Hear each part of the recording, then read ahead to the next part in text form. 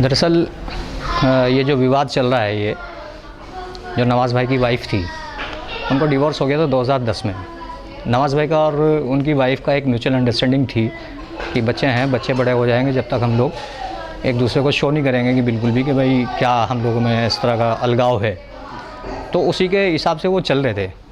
अब वो बीच बीच में वो उनकी डिमांड इतनी होती है, पैसे की डिमांड होती है कि भाई मुझे पैसे दे दें और मैं उसको बेतहाशा ख़र्च करूं, जबकि उनको इतनी अच्छी लाइफ दे रखी है, फ्लैट है वहाँ पे, बच्चे जिस स्कूल में पढ़ते हैं वहाँ पे 18-20 लाख रुपए ईयरली उनकी फ़ीस है और इतनी अच्छी परवरिश उन बच्चों की हो रही है। और साथ में उनका भी सारा खर्च, उनकी फैमिली का खर्च, जो जबलपुर में उनकी जो बहनें वहनें रहती हैं, वो सब पूरे नवाज़ भाई के पैसे पे वो लोग पलते हैं।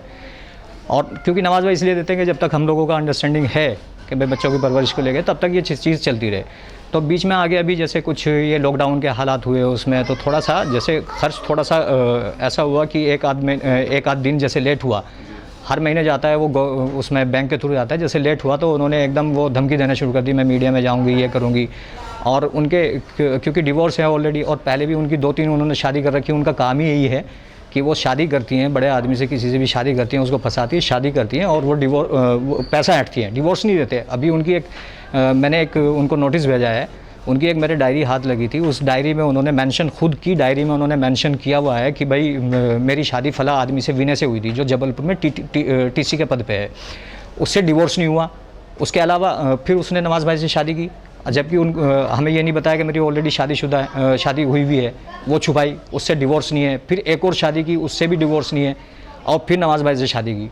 अब उसका काम यही है कि कई लोगों को वो ऐंठती है, पैसा करती है, अपने तल्लड़ में पैसा उतारती है और उसको सीधे सीधे धमकी दे देती है। 30 करोड़ की उसकी डिमांड थी कि भाई 30 करोड़ रुपये में 30 करोड़ उसको हमने दिए नहीं, तो वो मीडिया में जाके सिर्फ बदनामी करने की कोशिश, पूरी फैमिली को बदनाम करने की कोशिश कर रही है।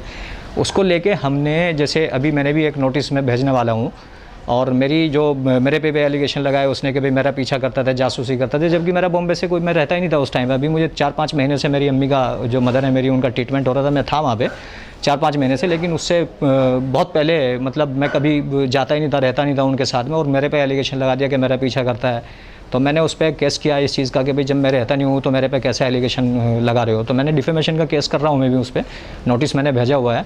तो अभी मेरी वाइफ़ के बारे में भी इन्होंने कहा कि भाई फैमिली को परेशान करते हैं, वाइफ़ को परेशान करते हैं, जबकि हमारे यहाँ पे जितनी भी बहुएं हैं बहुत अच्छे से रहती हैं। और मेरी वाइफ़ ने, क्योंकि मैंने अपनी वाइफ़ को, क्योंकि इलेक्शन भी लड़ाया 2017 में नगर पंचायत का, अगर वो हमें बोलती है कि मेरी वाइफ़ को या बोवो को, और बोवो को बोलती है कि ये तो बहुत नैरो माइंड है, बहुत रूढ़िवादी हैं। अगर हम रूढ़िवादी होते तो हमारे यहाँ पे जितनी भी बहुएं हैं, मेरे बड़े भाई की वाइफ़ है, अलमास भाई हैं, उन्होंने उनको लॉ कराया, ग्रेजुएशन कराया, पोस्ट ग्रेजुएशन कराया, लॉ कराया। मेरी वाइफ़ खुद मेरे पास आने के बाद में, मेरे से शादी होने के बाद में भी पढ़ी, वो हमने पढ़ाया, और मैंने सामाजिक कार्य भी कराता हूँ, करती हैं वो अपनी मर्ज़ी से, कहीं भी कहती हैं कि मुझे पॉलिटिकल उसमें जाना, इवेंट में, तो चले जाओ। अगर हम मतलब इस तरह के नैरो माइंड होते तो हम इस तरह की इनको छूट ना देते अपनी बोबो को।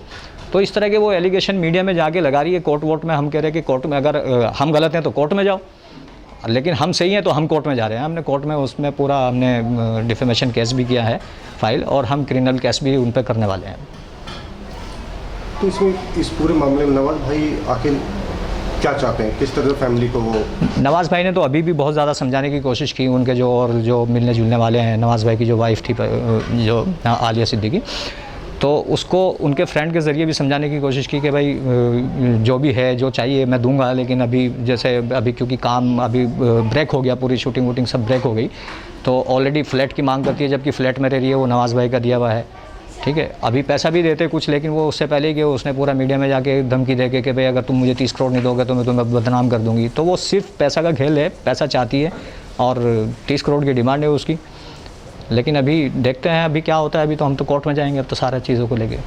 ये नदीम जाफ़र ज़ैदी एडवोकेट।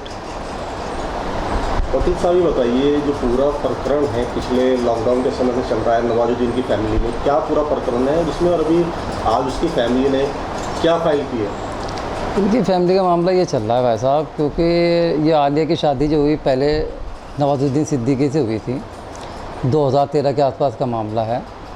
उस टाइम क्या हुआ, शादी हो गई, शादी होने के बाद इनके 1 साल बाद कुछ डिस्प्यूट पैदा हो गए थे। डिस्प्यूट होने के बाद में बाकायदा इन्होंने आपसी सहमति से तलाक भी ले ली थी। तलाक लेने के बाद इनके ये दोनों साथ रहने लगे।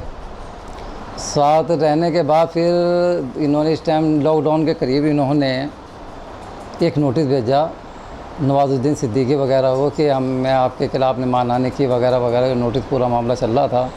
उसके बाद उसका जवाब में फिर हमने एक नोटिस दिया, जॉब नोटिस हमने भेजा, कहने कि आपने हमारी मानहानि की इनकी, बल्कि इनकी जो फैमिली का मामला था, ये फैज़ुद्दीन वगैरह पे इन्होंने एलिगेशन लगा रखे थे कि ये मेरी मुखबरी करता है, मेरा पीछा करता है। तो ऐसा मामला इनका चलता रहा। दूसरी बात है कि आलिया की, जहाँ तक मेरी नॉलेज में, आलिया की पहली शादी भी हो रही थी, उसको लेके भी इनमें डिस्प्यूट चल रहा था।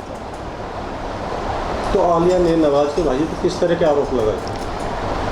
ये लगा रहे हैं कि ये हमारी जासूसी करा रहे हैं, अब मेरा पीछा कर रहे हैं, बस ये लगा रहे हैं कि, बल्कि ये तक कहा है कि नवाजुद्दीन ये के जो चारों भाई हैं अपनी बीवी को मारते हैं, पीटते हैं, और इनके जो बच्चे लेने का आरोप लगाया, दो शादी करो बैठे हैं, जबकि ऐसा कोई मामला ही नहीं है।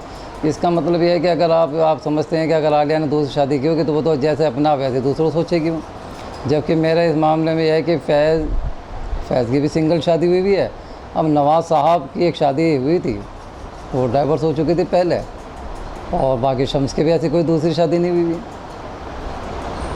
तो पूरा जो विवाद है फैमिली का, वो अब दोबारा से एक बार फिर सुर्खियों में है।